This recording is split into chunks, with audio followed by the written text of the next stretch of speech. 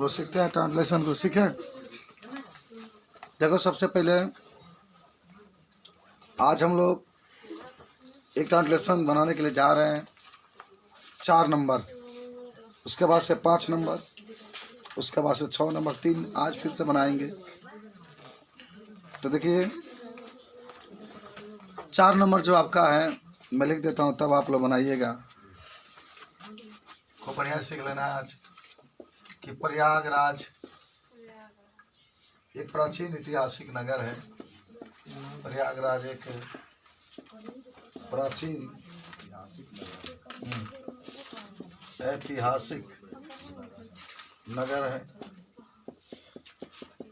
ऐतिहासिक नगर है।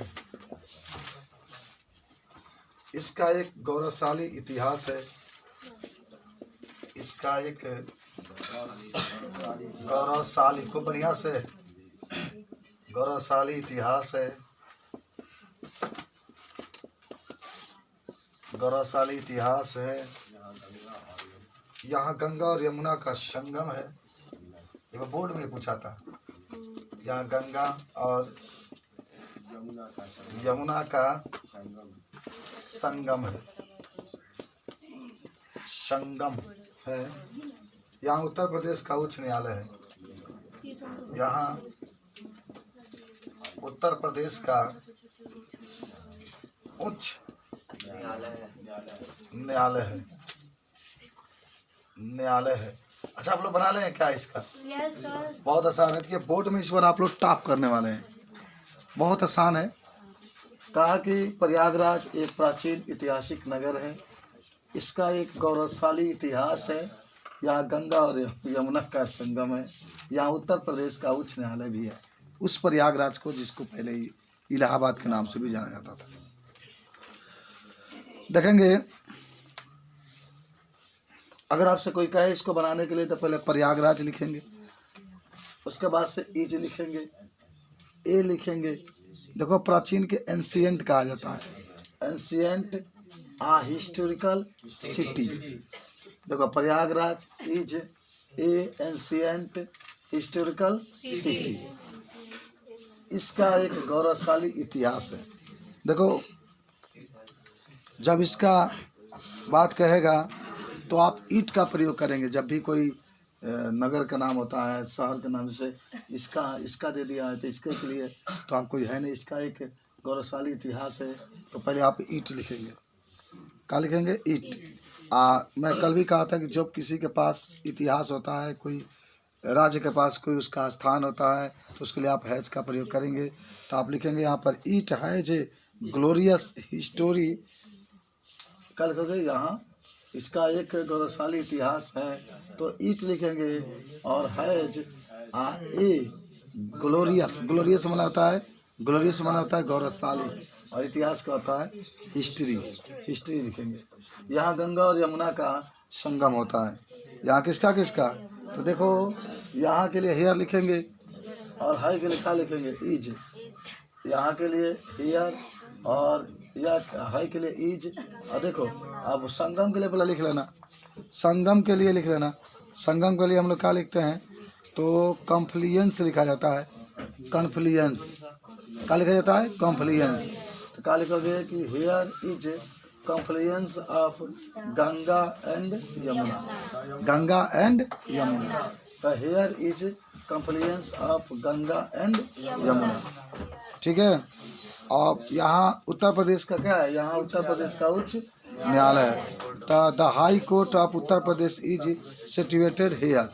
देखो, यहाँ आप ऐसे भी लिख सकते हैं कि हेयर, अगर वैसे लिख सकते हैं is the high court of Uttar Pradesh. The high court of Uttar Pradesh. तो समझे ना? तो बना लेते हैं। हम लोग बनाए। अब हम लोग बताओ। तुम लोग बना भी लेगो, कोई दिक्कत नहीं है। फिर भी बना देते हैं। लिख रहे हैं यहाँ पर आंसर में प्रयागराज। प्रयागराज। प्रयागराज इज। इज लिखना। एक के लिए क्या लिखोगे? ए। प्राचीन के लिए एंशिएंट। एंशिएंट माने क्या होता है? प्राचीन।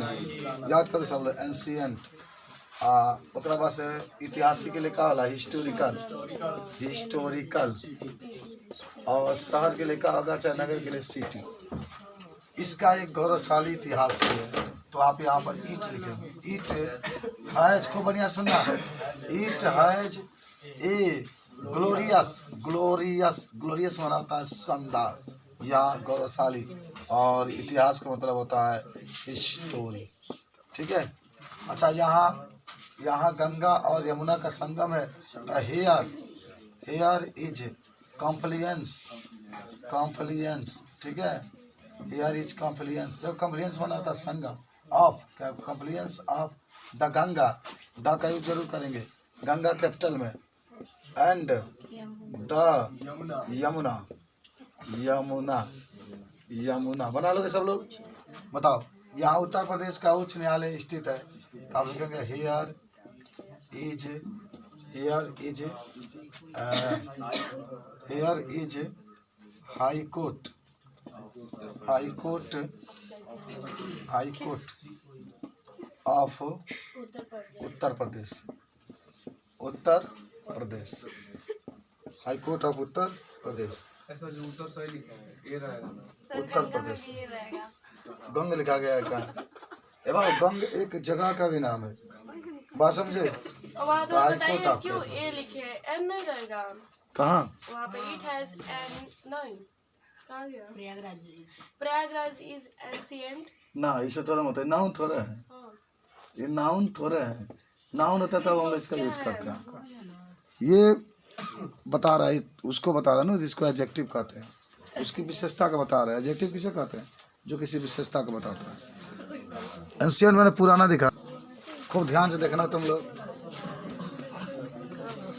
5वां नंबर आपका दिया गया है, वर्षा ऋतु सभी ऋतुओं से अच्छी होती है। तो समझ लेना, वर्षा ऋतु सभी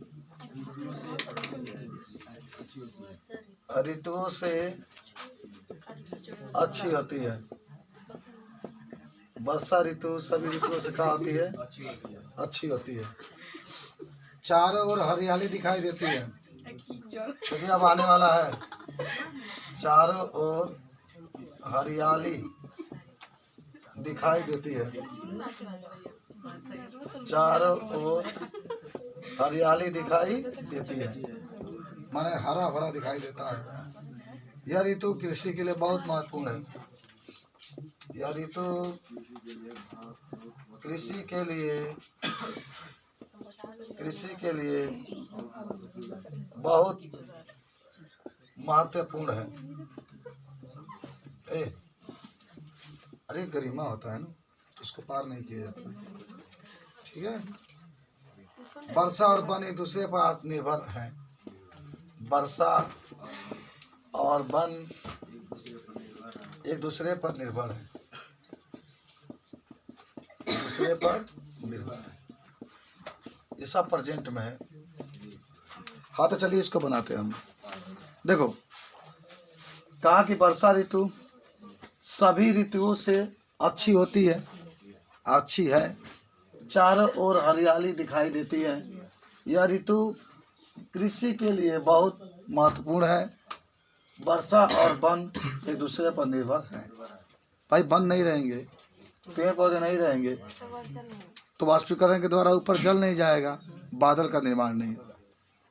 देखो, तो वर्षा ऋतु, अच्छा वर्षा के अंग्रेजी में क्या कहता है? रेनी। और ऋतु को अंग्रेजी में कहता है सीजन। तो रेनी सीजन, देखो रेनी सीजन देखो होती है ना लिखा है, तो रेनी सीजन इज लिख लेना। इज अच्छी कारण बेटर, से के लिए than, better than all season आप लिख सकते हैं। यानी rainy season is better than. देखो, ये अच्छी के नो 3 गो रूप होला। एक होला कि राम अच्छा है, तो राम इज गुड। पर समझे मैं क्या बोल रहा हूँ? कोई कहता है कि राम सीता से अच्छा है, तो Ram is better then Sita. Ram सबसे अच्छा है, तो राम इज बेस्ट बॉय, मतलब सबसे अच्छा लड़का है, तो राम इज द बेस्ट। तो देखो, ये 3 गो रूप होला, खाली गुड, बेटर, बेस्ट। ये क्या है? कोई बताएगा तीनों का है? गुड, हाँ एकदम सही बोला, डिग्री है। ये पॉजिटिव डिग्री होता है गुड। कंपैरेटिव डिग्री होता है सुपरलेटिव और एक सुपरलेटिव होता है। दो व्यक्तियों के बीच में तुलना की जाती है तो कंपैरेटिव। चलो, तो अब आगे क्या कहता है कि चारों ओर हरियाली दिखाई देती है। देखो ऐसे लिख सकते हैं ऑल अराउंड, ऑल अराउंड ओकरा बाद से देती है तो प्रेजेंट रिपीट में बा, तो ऑल अराउंड सी, सी देखो दिखाई देती है सी ग्रेनरी, माने ग्रीन होता है उसमें आर वाई जोड़ देंगे, ग्रेनरी माने all around is sea granary. यह ऋतु कृषि के लिए बहुत महत्वपूर्ण है। यह ऋतु तो क्या लिखेंगे, this season is very important for agriculture. Agriculture माने कृषि होता है, यानी this season is very important for agriculture. वर्षा और वन एक दूसरे पर निर्भर है। तो rain and forest is independent. Independent माने क्या होता है, निर्भर। बात समझे, इंडिपेंडेंट माने निर्भर। चलिए तो लिख लेते हैं हम लोग इस सबको। तो लिखो राइनी सीजन, खूब बढ़िया सीखते जाना है कि राइनी आंसर लिख लेते हैं हम लोग। ये तो अंग्रेजी समझ में आ रहा है जी, यही ट्रांसलेशन है, देख लेना। Rainy season is better than all season. वर्षा ऋतु में आपको पसंद है, लेकिन एक बात है, लाइटिंग से रहने में दोहरा चारों ओर हरियाली दिखाई देती है। ऑल यार का ऑल अराउंड सी ग्रीनरी, ग्रीन माना होता है ना, ए आर वाई जोड़ देंगे, ग्रीनरी। सब लोग याद कर ले इसको, ग्रीनरी ई जोड़ देना है आप, ग्रीनरी। और क्या कह रहा है कि यह ऋतु कृषि के लिए बहुत है। दिस लिखो चाहे ईट लिखो, जो आपको पसंद है, दिस लिख लो। This season is very important for agriculture.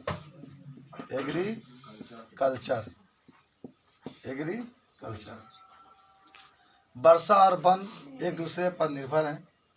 तो रैन एंड फॉरेस्ट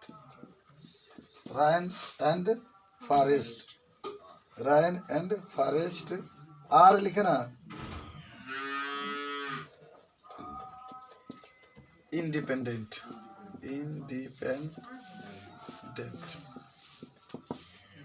यही है आपका। एक बार हम लोग अभी पढ़ रहे हैं, इसको बना लीजिए। देखो तुम लोग आने से कितना आइए। तो देखें हम लोग, आपके पास दिया गया है, एक बहुत आपके देश के लिए है। हमारे देश की तेजी से उन्नति, हमारा देश तेजी से उन्नति कर रहा है। यह एक प्रगतिशील देश है। माने जो ये देश है, ये एक प्रकार का क्या है, प्रगतिशील है, माने प्रोग्रेस कर रहा है। जनसंख्या और बढ़ती कीमतें बड़ी समस्या है। जनसंख्या और बढ़ती कीमतें, लगातार कीमतें बढ़ रही है, ये बड़ी समस्या है। यदि हम इन्हें नियंत्रित कर लें, माने जो संख्या बढ़ रही है उसको यदि हम लोग क्या कर लें, नियंत्रित कर लें, तो हमारा देश महान बन सकता है। तो हमारा देश क्या बन सकता है, महान। अच्छा जरा सोचो, बहुत प्यारा ये शब्द लिखा गया है, हमारा देश को आप अंग्रेजी में लिख सकते हैं आवर कंट्री, और तब लिखेंगे इज।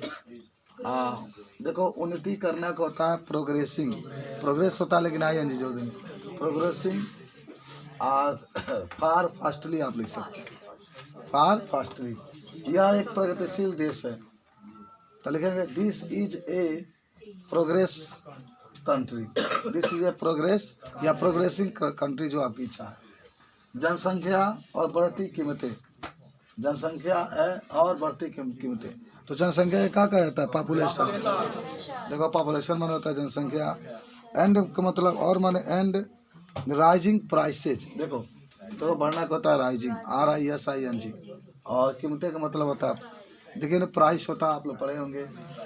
माने कह रहा है कि पॉपुलेशन एंड राइजिंग प्राइसेज या प्राइसेज आर बीट प्रॉब्लम। देखो बड़ी का मतलब बीट होता है यहाँ पर, जब भी मैंने ये समस्या रहेगा तो भेरी, बड़ी के भेरी भी लिख सकते हैं, बीट भी लिख सकते हैं, कितने लोग बिग भी लिखते हैं, आपकी इच्छा।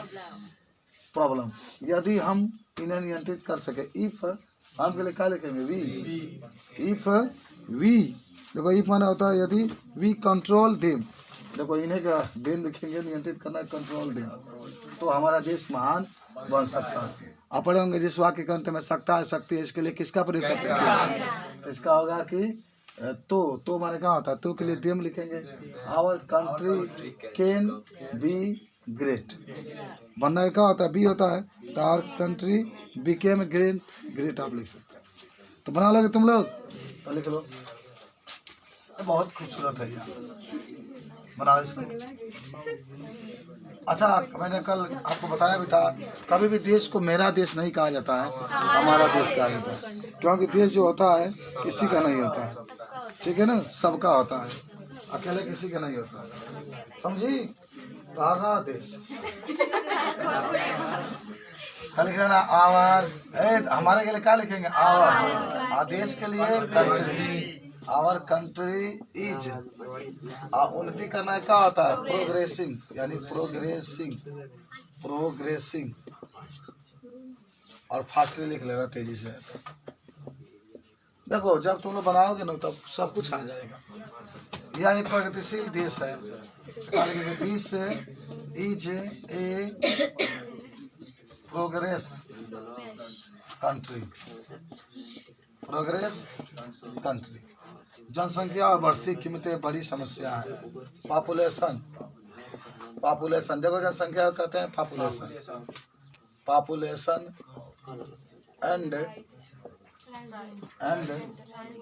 राइजिंग प्राइसेज और बीट माने बड़ी, प्रॉब्लम माना होता है समस्या, बीट प्रॉब्लम, यदि हम इन्हें नियंत्रित कर सके, इफ वी कंट्रोल देम, इन्हें के लिए देम लिखेंगे, तो हमारा देश महान बन सकता है। देन आवर कंट्री कैन बनना का होता है बिकेम ग्रेट, बहुत सिंपल सा बात था, इस तरीके से बना सकते, बन जाएगा। चलिए नोट कर लीजिए।